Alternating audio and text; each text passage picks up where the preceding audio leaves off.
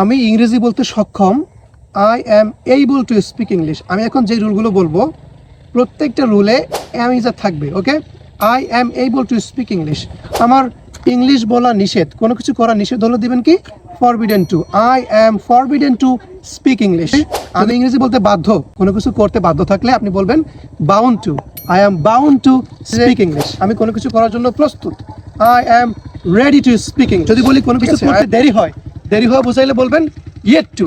I am yet to speak English. বা এখনো করিনি। যদি বলি কোনো কিছু করার সম্ভাবনা আছে তাহলে বলবেন likely to. আমার ইংরেজি বলার সম্ভাবনা আছে। I am likely to speak English. কোনো কিছু করার কথা আছে বুঝাইলে বলবো supposed to. I am supposed to speak English. যাই হোক, আপনারা খেয়াল করেছেন প্রত্যেকটা রুলে অ্যামিজার ছিল। You are supposed to, I am supposed to, they are supposed to, we are supposed to, Rakib is supposed to. Thank you very much.